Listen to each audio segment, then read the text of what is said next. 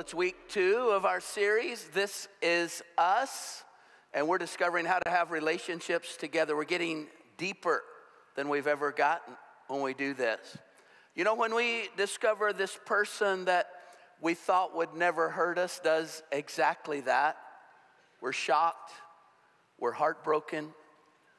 But the truth of this world, this old broken world, is that if you love someone, you're going to be hurt, and you're going to hurt them. We're too broken for that not to happen. The truth is that we're just not very good at knowing what to do with that hurt. What are we going to do with it? Look what the Bible says that God can do with it. The psalmist says, "You did it, God. You turned my deepest pains into joyful dancing." Last week we saw that the Bible and science line up. Laura and I shared some of the ways that we attach to one another, and we do it in childhood, and it carries through in our life. That's why Paul said that sometimes we have to put away childish things. Remember in 1 Corinthians 13, the love chapter. But if you remember, I'm going to give you kind of a little mini refresher in about 2 minutes. But if you didn't hear last week, it's so important that you get that. I know a lot of you were trying to figure out which one am I, and your spouse probably already figured it out for you. If you're married, you know, or someone close to your kids already know what you are, parents, you know. And you can figure that out. Even if you didn't figure it out yet, though, today is going to be a chance for you to really pick up on some things, and you're going to find it's going to be able to hone in more on where you are, okay? Remember, there's 4 ways we attach. In childhood, if our parents were always there for us, we end up usually having a pretty secure, is what you would call it, secure attachment. If our parents were not really there when we needed, or it was kind of a little bit of an emotional vacuum, even if they were there physically, it's likely that we have an avoidant type of attachment. If our parents were kind of inconsistent and kind of there, kind of not, or one was and one wasn't, or maybe they were a little codependent or maybe overprotective, we have an anxious type of attachment a lot of times. And if there was trauma or just parental hostility or some kind of abuse, a fearful attachment.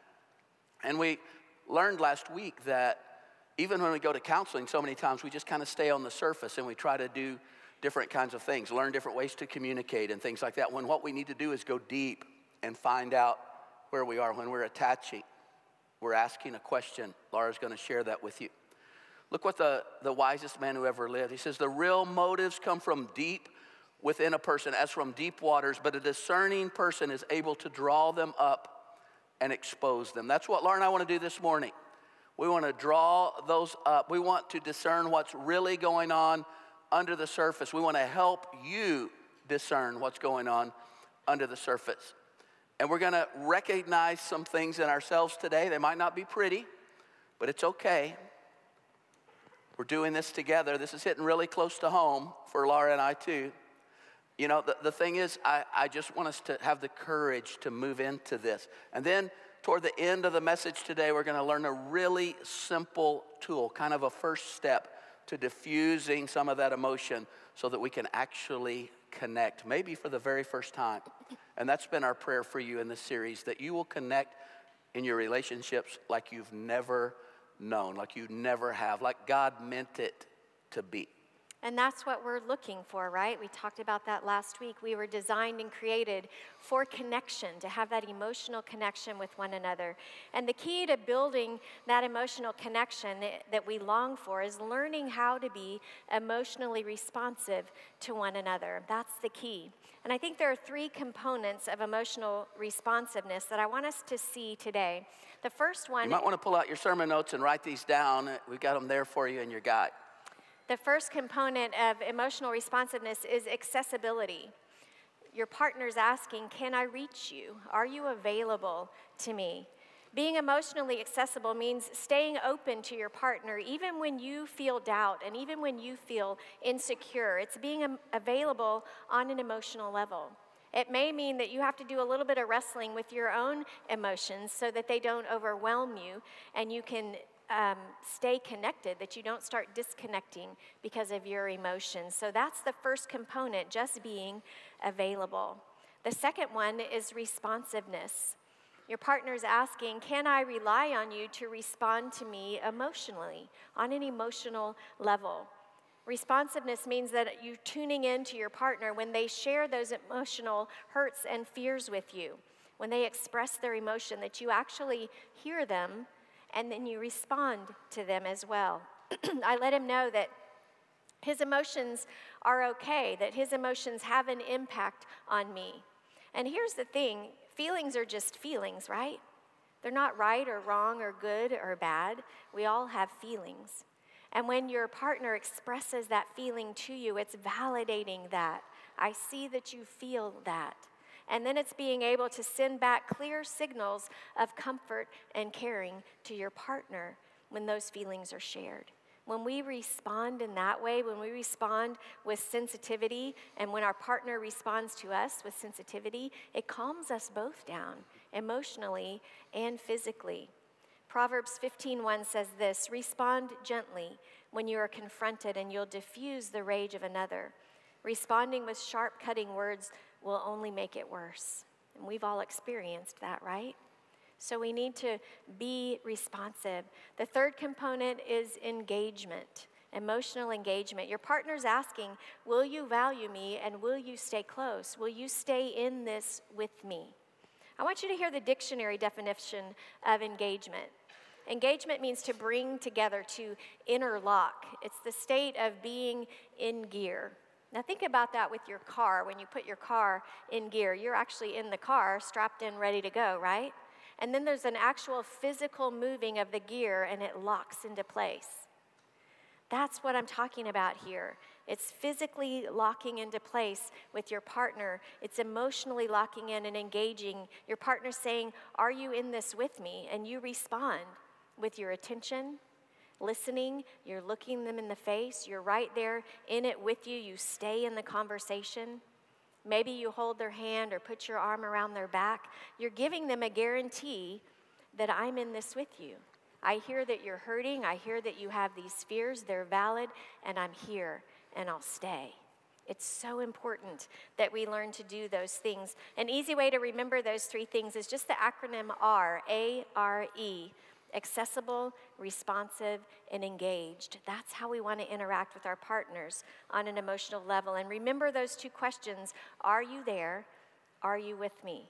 Because that's what they're asking. No matter what words are coming out of their mouth, those are the questions that they have.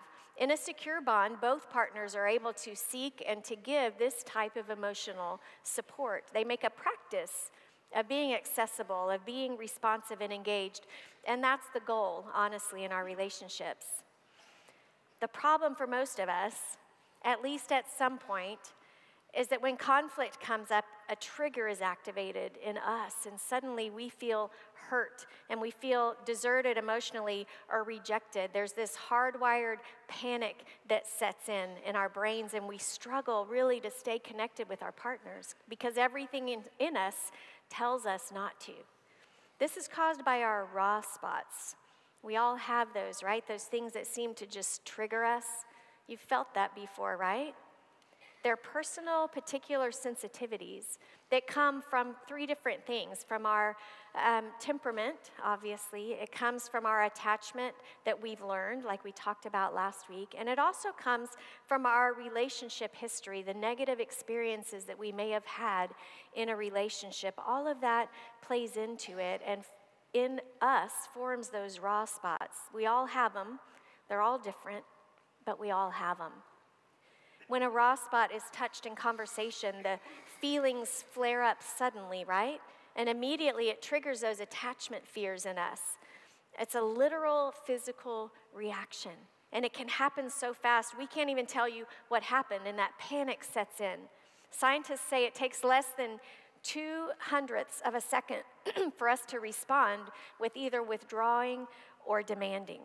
And at that point, the emotional responsiveness is totally cut. That connection is cut. And we can't really get anywhere in that conversation. Have you been there before? I think we all have, right? Have you ever had road rash or some sort of scrape on your skin? And what happens when something rubs against it? It stings, right? And immediately you pull back because you don't want to feel that sting anymore. You don't want to hurt anymore. That's the same thing we do emotionally. That trigger, that raw spot is touched, and immediately everything in you says, pull back, this isn't safe. And we have to learn to deal with those raw spots when they happen. In order to stay emotionally connected, we have to learn to recognize when those raw spots are triggered. There are 2 signs that I can tell you that you can see immediately that a raw spot has been triggered. The first one is just a sudden radical shift in the emotional tone of the conversation. Maybe you guys were just talking and laughing and having a good time together, and all of a sudden, everything changed. The emotion of the conversation took a dramatic turn, and you don't even know what happened. One of you is suddenly visibly upset or enraged or maybe shut down. And the other one is sitting there thinking, everything just changed. The rules of the game changed. I don't even know what happened. And they feel off balance. You know in those moments that raw spots have been hit. And it happens so quickly, even in the best of relationships. And not always in romantic relationships. It happens with our children. It can happen with a coworker or family member. I was talking to someone last weekend, and they said, every time my child talks to me disrespectfully, I just go off the handle. Said it reminds me of my childhood and the abuse that I suffered at the hand of my father. Total disrespect of my personhood and my childhood. And I go crazy. Had nothing to do with the conversation at hand with their child, but it was very real in the emotions of that parent.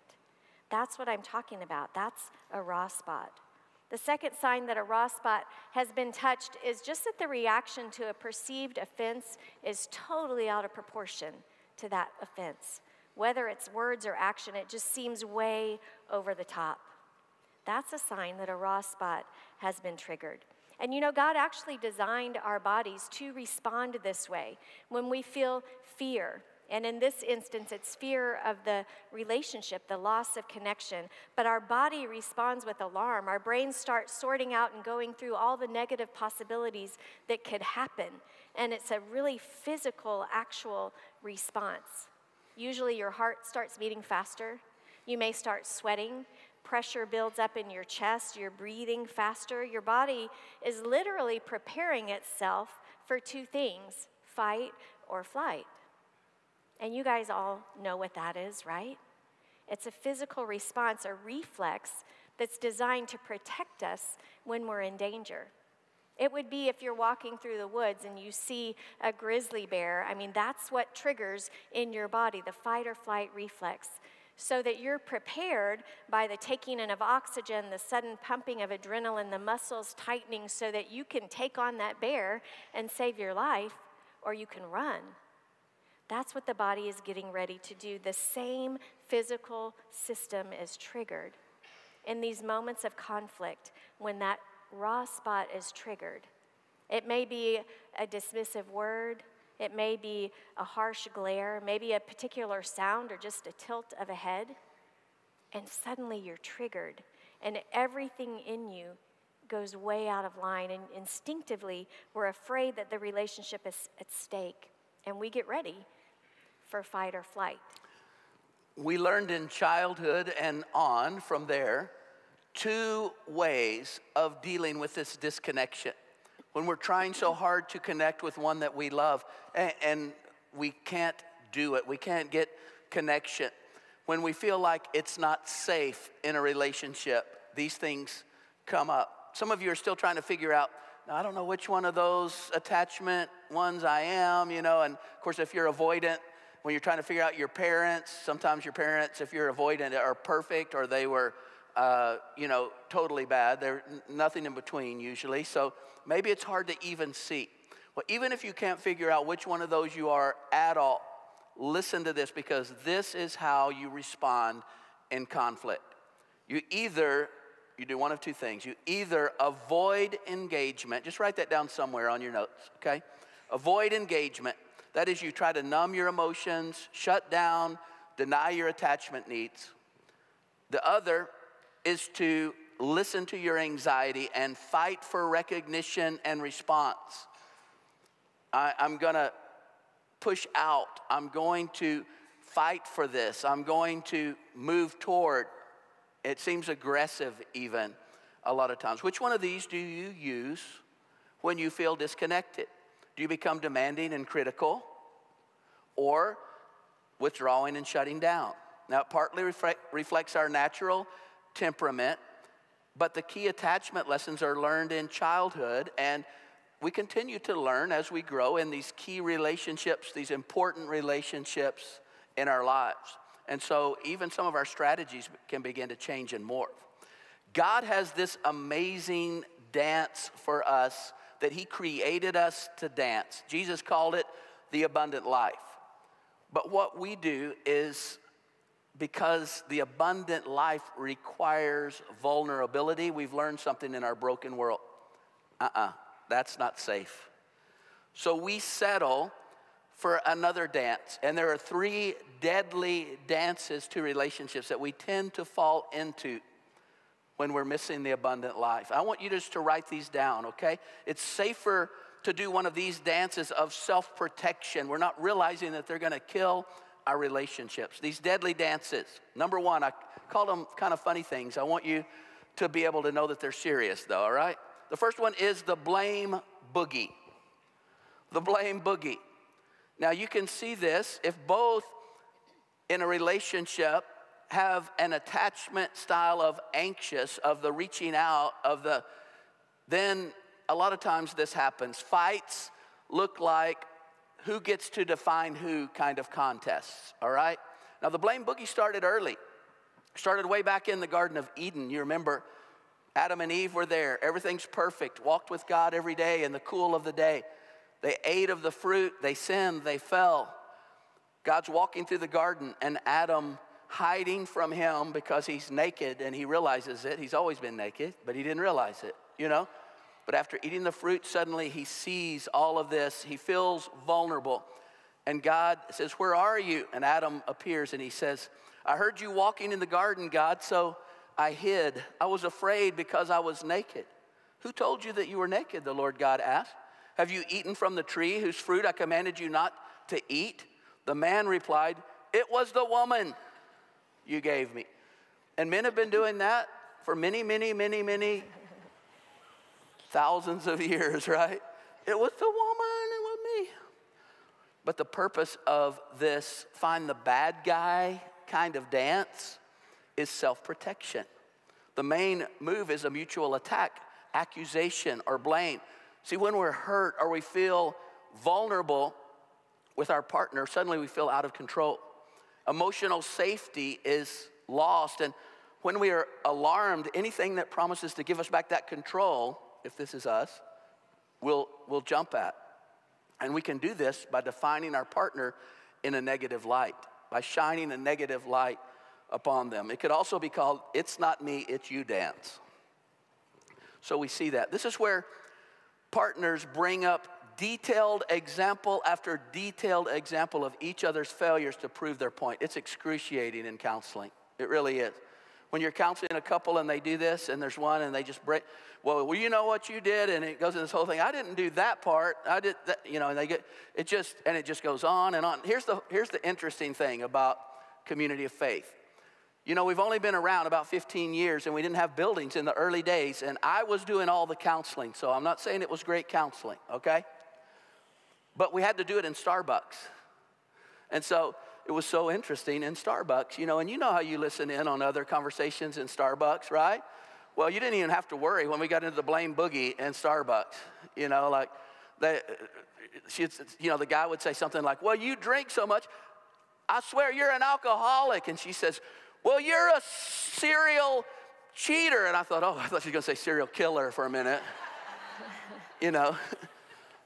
And then they're just yelling, and it just escalates, and it goes from that, you know, to You try to get it settled down, and so finally that's probably the end of the session, and they would leave, and I would get up, and everybody's just staring at me in all the Starbucks, you know. And I'd go, "Folks, I love our church. Fairfield Baptist, it's the best. If y'all ever need to go, just go there." Even if you win, you lose in this blame boogie. I remember telling one guy, he says, I know, but I'm right. And I said, I think you might be right, but you're going to be the most right, most lonely man in the world here pretty soon. The next thing that comes up, the next deadly dance after the blame boogie is the protest polka. The protest polka. This is when one of us is anxious in our attachment and the other's avoidant. This is the most common, okay? This is the one that probably you and those close to you, you might be doing this, all right? Let me just give you an example of Jim and Mia. Mia says, the more he refuses to talk to me or dismisses my feelings, the angrier I get, the more I poke him. Anything to get a response from him.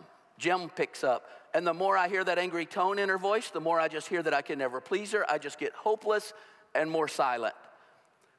You got to realize it's this spiral that's the enemy, not your partner, not each other. Mia is protesting Jim's distance. Jim is frantically trying to avoid her disapproval.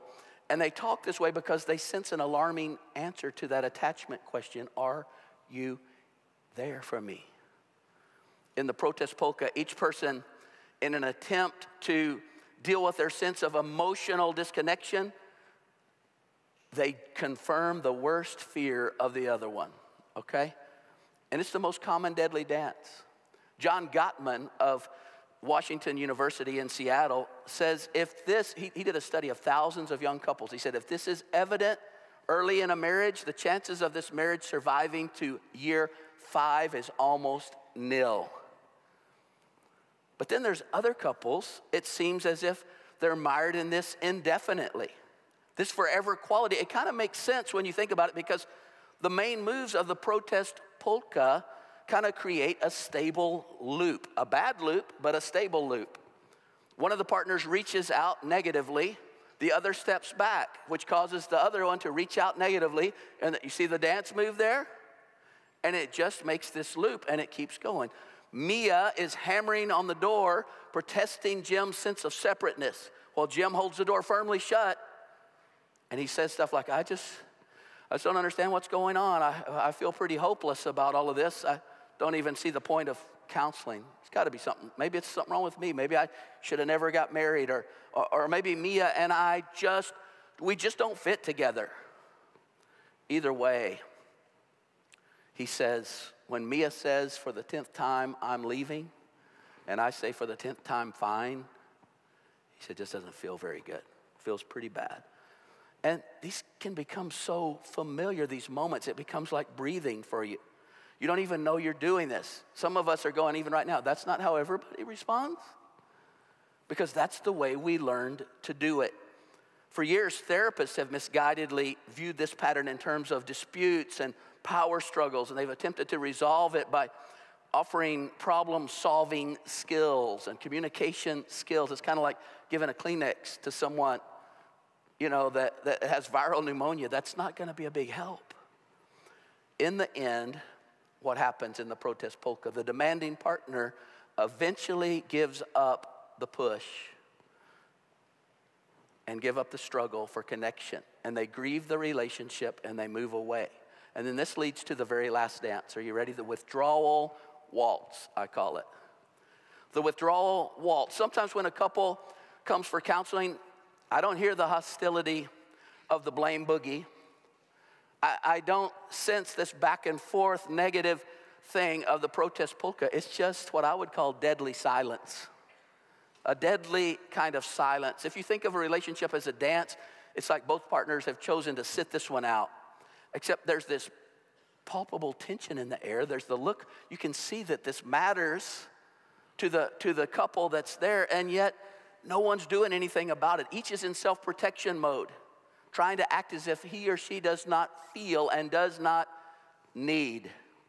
Now, the freeze and flee dance, you could also call it that, a lot of times it evolves from the protest polka. When the demanding partner, the pursuing partner, and that's still negative, when they stop doing that, all of a sudden, for a minute, it seems like things get better, but the withdrawing partner suddenly realizes at some point, no, it's a whole lot worse. It's like hell just froze over or something, right?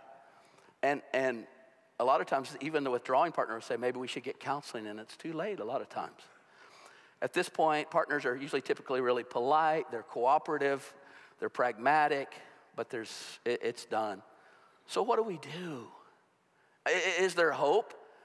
How do we respond gently? How do we step off this deadly dance floor? Last week we saw Chris and Tammy doing the protest polka in the church parking lot. And I want to check back in. They're going into their first counseling session. I want you to take a look. Let's see where they are and what's going on. Come on in, have a seat. Hey. So how are y'all doing today? I'm good. I'm fine. Yeah. Yeah, she's good, I guess. Okay. How about you, Chris? I mean, I'm all right. I So, guess. all right and good, but I feel a lot of tension in the air. Is there anything going on? Well, it's because of what she did on Sunday. We kind of got into it a little bit. You remember what you did? Mm-hmm. Okay, so you're Yeah. both aware of what the incident is. Okay, could you walk me through what happened that day? Yeah, I can do that.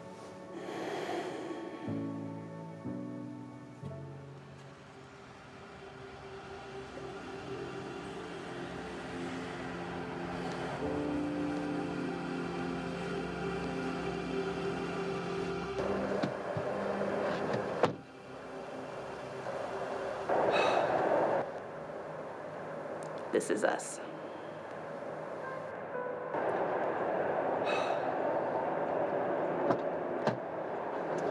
Hey. Pam and Gary asked if we wanted to go to Chili's. What do you think? Well, not really. Okay. I mean, I guess we don't have to go. I mean, maybe like 20 minutes ago, when it was time to leave. My emotions get so high, so fast. And all I'm wondering is, like, where is she? And is she going to be here with me? So I have questions. And I push, and I prod, and I demand, I need to know. I just get so anxious, wondering if she's going to be there and ready to talk. Where have you been? I was just inside, just talking to people. Yeah, talking to people while I'm out here ready to leave. Why do you always do that? When you know I'm ready to go, you always have someone else to talk to. I don't know. Yeah, I don't know. I don't know either. That's why I'm asking you. Okay. Okay, that's it? That's all you have is okay. I don't know what you want me to say. I feel as if I can't say anything right. I can't do anything right. I don't know the words he wants me to say. If I can just leave that moment and not be there anymore, then tomorrow is a new day. I don't have to think about it. I will wake up and everything will be fine. Well, anything would be nice. I can't. I'm fine. I'm fine. I don't want to talk about it. I'm fine. Yeah, you're fine. Okay, you're fine. Whatever.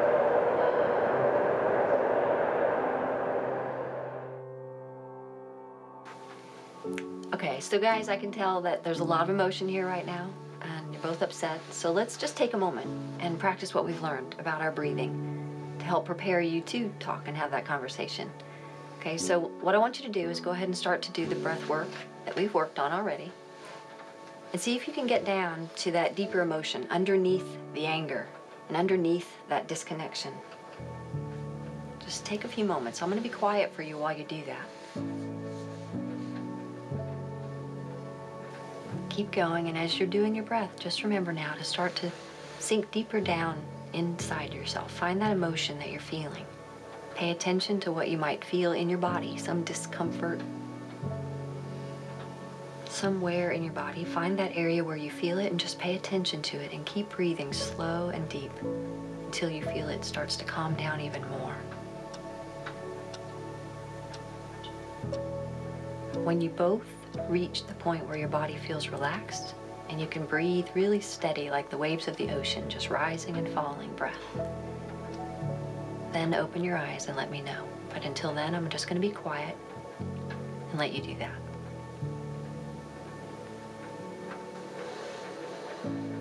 Nice. Good job, y'all.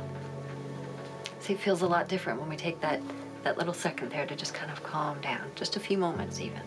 It took us less than 5 minutes, and you're in a much better state now, ready to talk. I can even see visually the softness that's coming from your eyes. It makes a big difference in preparing us for that conversation that we need to have next. Okay, so Tammy, now that you're a little bit calmer, see if you can just identify for me what that emotion that's down deeper inside of you is.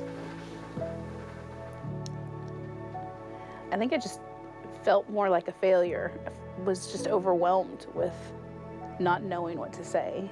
Okay. All right, can you turn to Chris and look him in the eyes? And I want you to tell him that. In that moment, when you were asking me questions and I didn't know what to say, I felt overwhelmed and a little bit like a failure, because I had already made the mistake and there was nothing I could do to fix it, and I didn't know what to say, so it was overwhelming. Very good. Now, Chris, can you share with Tammy what that's like for you, how that feels for you to hear her share that with you?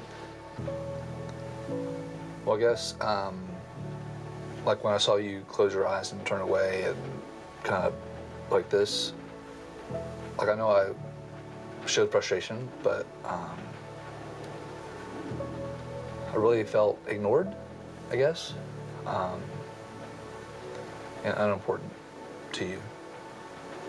That it's more important for you to talk to other people than to spend time with me. So just felt ignored and unimportant. I guess that makes me feel a little sad, because that was not my intention at all, to make you feel unimportant.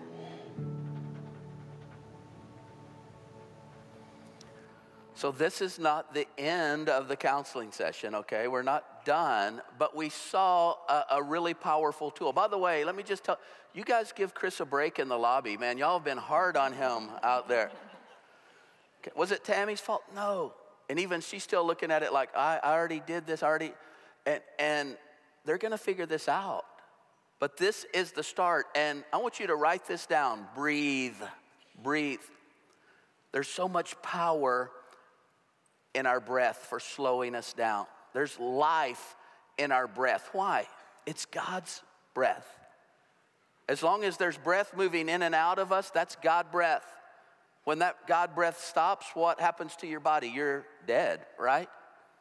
Listen to what the Bible says. One day the eternal God scooped dirt out of the ground, sculpted it into the shape we call human, breathed the breath that gives life into the nostrils of the human, and the human became a living soul. And this breath is a powerful tool to connect us to our emotions, to help us begin to get these emotions under control so we can actually figure out where we're really at, what we're really saying, what's really going on with us. It's so interesting because we feel this tension. We feel it like deep, low in our bowels, really. Science would call that like the pelvic floor, right in here, right in there. And it's so interesting that the Old Testament, whenever you see the word heart in the Old Testament, translated into English from the Hebrew, it's literally the word bowels. Did you know that? See, that was the seat of emotions for the Hebrew people. That was what the Old Testament said, with the seat of emotions were the bowels. But our English translators knew that we had come through the Romance age and all of that, you know, and we had all of these other things. And if I was to say, Laura, I love you from deep in my bowels. I love you with all my bowels. My bowels are full of love for you. Any of those things, it's just not going to work for us in translation, right? And so they moved it up to heart. But it really is bowels, and that is where we feel those feelings, okay? And our breath can ease our transition. I want to teach you a tool, okay, today that's going to help you. I've asked Jennifer Herrick to come. She's the head of our counseling center. She's going to teach you right now how to breathe. Are you ready for this? You can do this, okay?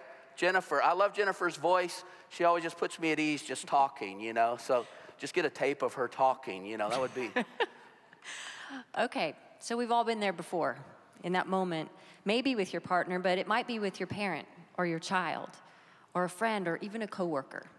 So I want you to take just a moment and I want you to think of that person in your life that you've maybe had a little difficult with lately. Just kind of bring to mind maybe one of those conflicts that you've had. Now what I'm going to do is I'm going to teach you that breath work that we were doing on the video. There's 3 really simple steps. The first one is that we relax the pelvic floor. Now that may sound a little strange to you, but let me explain why that's so important to do. So our pelvic floor, think of the hip area. What it's doing is it's like the emotional warehouse. We hold all of our emotions there. And so when we get stressed out or tense or emotional, it tightens. And as it tightens, it activates the vagal nerve, which is attached to it and goes straight up the spine and triggers, like a light switch, the fight or flight mechanism. So by relaxing the pelvic floor, you're relaxing that nerve, and it's flipping that switch back off again for us. So not many people know about that step. It's a really simple step, easy to do. So we're going to do it right now. What you do is you tighten that area. You just kind of focus your attention on the hip area, and you tense and hold for 2 seconds. And then you relax. And then you're going to repeat it one more time. So tense, holding it for 2 seconds, and then relaxing. Okay, now we go on to step number 2. Slow, deep, diaphragmatic breathing. Now, diaphragmatic breathing is when we bring that breath all the way down nice and slow to the seat beneath you.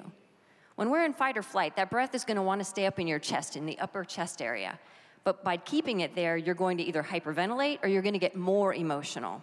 Either way, that's not what we want. We're wanting to calm it all down. So we want to breathe slow and deep until you feel the lower belly area starts to move in and out. If it's still tight there and it's not moving, tense it again. And then notice what it feels like when it relaxes so that you're aware of that and attentive to it. Okay, now, I want you to do that for me right now, and I'm going to continue to talk a little bit, but start that slow, steady flow, just like the waves in the ocean. They rise and fall, right? Start to get that going slow and steady. Now, when you're home and you're practicing or at work, wherever you may be, sometimes you're going to be doing that breath and you're going to be trying to calm down and it's not going to be working. So the only reason that's happening at that point is because you're probably just not doing it correctly. And it's a slight adjustment we're going to make. So right now I want you to notice what it feels like when you're breathing in your belly area, but now put both of your hands behind your neck, just like you're lying on a lawn chair. All right, go ahead. Now, when we do this, we're guaranteeing that we're doing the diaphragmatic breathing correctly. You're raising that diaphragm up and giving that breath the ability to go all the way down. So pay attention to your belly area now. See if it feels any different to you. If it doesn't feel any different, you were doing it right the first time, you're good. But if it does feel different, you probably want to do it this way when you're trying to calm down until your body gets used to doing that. I'm going to be walking around like this for a few days, probably. Okay, so now keep doing that slow, deep breath. If you want, your arms can stay up. Whatever's most comfortable to you, I want you to do now as we move forward. So our third step is moving our focus and attention to something that's detailed and yet neutral or positive. So behind me on the screen, you're going to see a nice scene. Just beautiful, one of God's creations, right? So what you do in your mind is to yourself, you're going to say what you see. Okay, you're gonna, for example, I'll demonstrate that. I see fuchsia-colored flowers in the foreground, and I see beautiful blue and green water all the way across the scenery, and pine trees, tall pine trees, all across the scenery as well. Now, when I do that, what I'm doing, and the reason we take that step, is because our focus when we are in fight or flight is laser focused on the source of what we perceive as threatening. But our partner or our friend, whoever that is not a grizzly bear. But our brain, it can't differentiate between the two things when we're in fight or flight. It just thinks grizzly bear, and it starts reacting to that. But that's not what we're dealing with. So you focus your thoughts, and it helps your thoughts get unstuck from that thing you're dwelling on, which usually is like blaming somebody else or focusing on what you think they've done wrong. But we're not able, actually, when we're in fight or flight, to think about ourselves and other than just self-preservation, okay? Now, so keep doing your slow, deep breath. And what I want you to do for a moment now is to start to close down your eyes. just find a nice restful state. And I want you to start to move your focus and attention inward now, deep down within yourself. I want you to take a moment and connect. Unite yourself with the Holy Spirit who lives within each and every one of us. And I want you to take this next moment to ask him for what it is that you need with that person in your life you might be struggling with. Maybe it's just the ability to be patient or kind, or maybe it's to be able to not speak and to listen better, or maybe it's the courage to speak and share yourself more vulnerably, or maybe it's just to give it all to God and ask him to take over. Whatever that may be, I want you to take a moment and do that right now.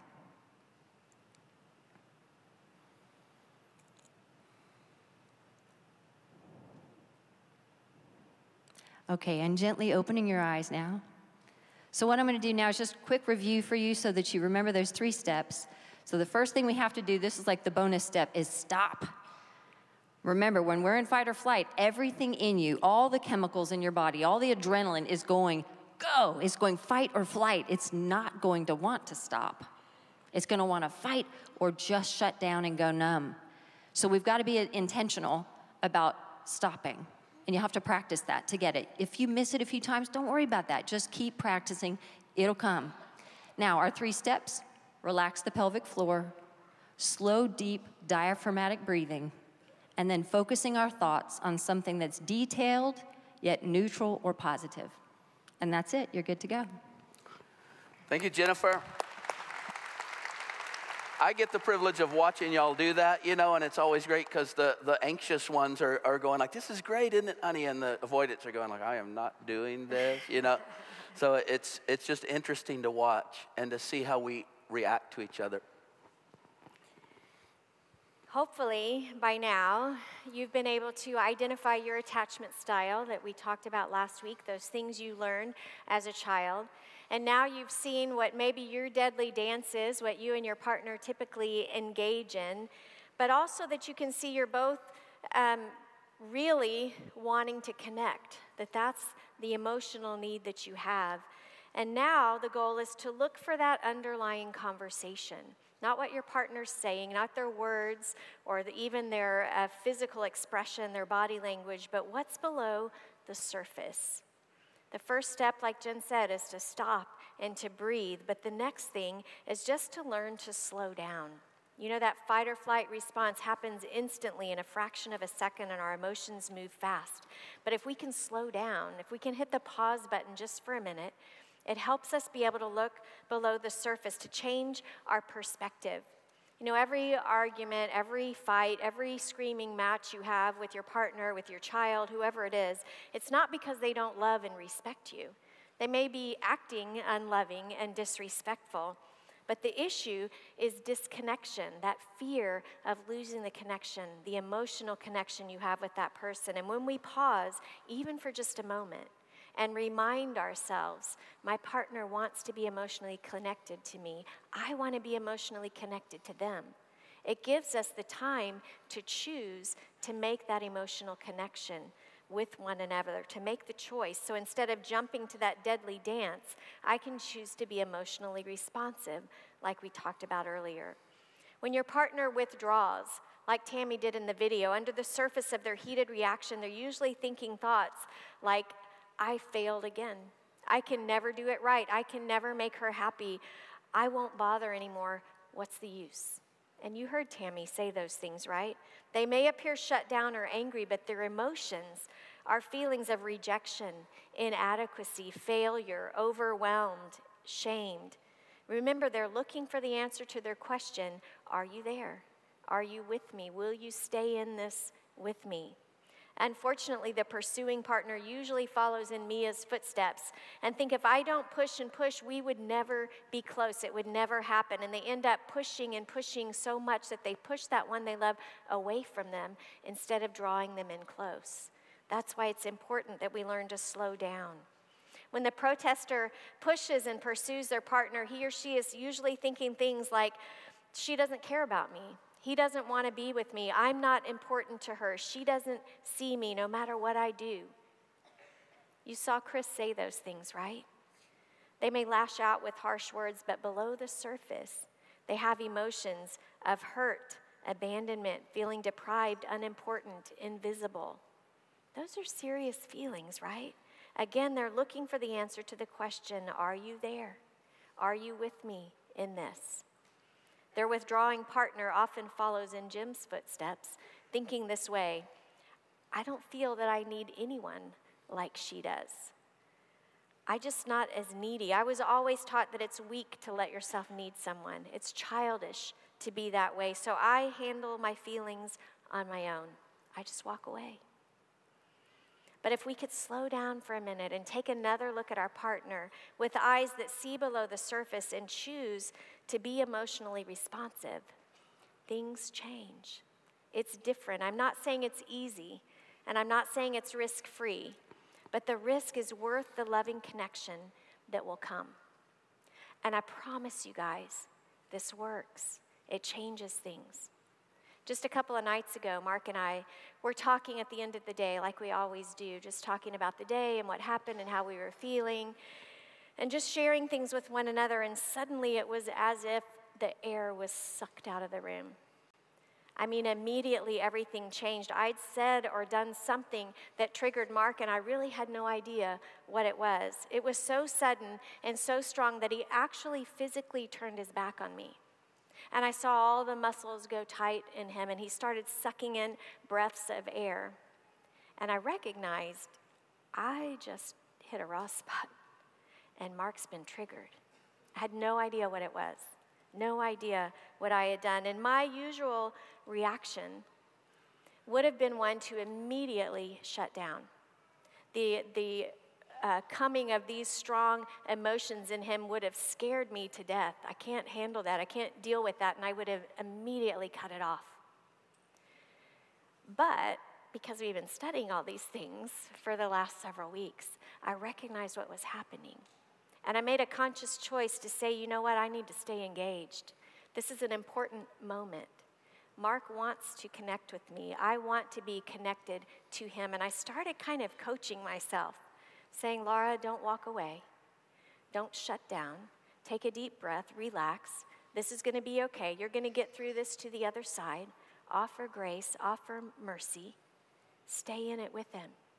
That's what he needs you to do. Essentially, I told myself the truth. And when he was ready, Mark started to talk and he started to share, and we were able to get to the other side with both of us feeling loved and connected and closer than we were before. It happens all the time, and that hasn't always been the case.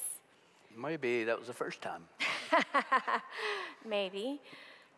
But my point is that we can learn to get there. We can all learn and grow. I've learned and grown, and Mark has too. We don't have to stay in the deadly dance. Our relationships can get better. We can have that emotional connection that we long for when we learn to be emotionally responsive. You know, when a child cries, we respond, right? Because we see that that baby is vulnerable, that they have needs, that they don't threaten us when they cry. If we could somehow ever remember that we're all just grown-up children. We're all little kids inside. We're all hurting, and we're all still fighting and crying out for connection so that we can survive. We get into these deadly dances trying to connect and relieve our fears. But that's why it's so important that we stop, that we breathe, and we slow down and look below the surface. Because when we do that, we have the time and the ability to choose to be emotionally responsive. You know, I didn't realize that I'd actually turned my back on Laura, but I knew that I felt really deeply hurt in the moment. And usually she would have just shut down and walked away because it's too much emotion. And, you know, I figure it's a couple of days before we can actually even talk about anything about that, you know, if we ever do. But as I was there and breathing, and I didn't even realize what was going on except that I felt really hurt, and suddenly I felt her come up beside me, and she began to just kind of stroke my arm. Everything changed in a moment. It was like, she's here, she's with me.